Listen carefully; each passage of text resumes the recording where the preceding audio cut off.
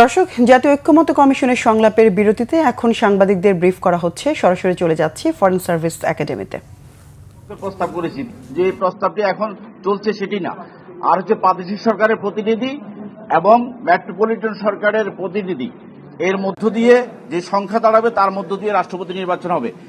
এটি বিবেচনায় নেওয়া হয়নি। এখন যেটি আলোচনা হচ্ছে সেটি হচ্ছে যে উচ্চকক্ষ এখন পর্যন্ত সার্বজনীনভাবে সকলে একমত হননি, যদি উচ্চকক্ষ এবং নিম্ন কক্ষ এই দুইটা বিষয় মোটামুটি এক ধরনের ঐক্যমত্য তৈরি হয়েছে প্রধান দলগুলোর মধ্যে।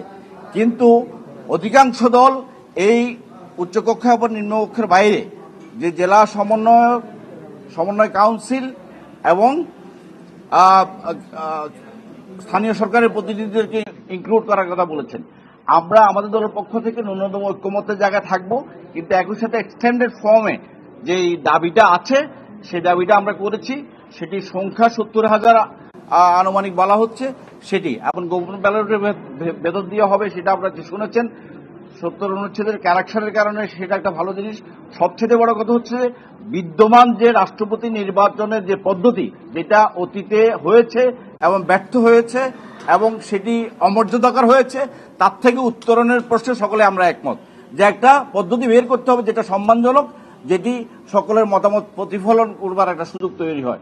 সেই ক্ষেত্রে একটি অগ্রগতি হয়েছে। এটি আজকের সকালবেলার আলোচনার একটা ভালো দিক। আমরা আশা করছি বিকালে সেদিকে আরো ভালো কিছু আলোচনা হবে। ধন্যবাদ আপনাদের। দর্শক, ফরেন সার্ভিস একাডেমিতে সাংবাদিকদের সঙ্গে ব্রিফিং এর কিছু অংশ দেখছিলাম।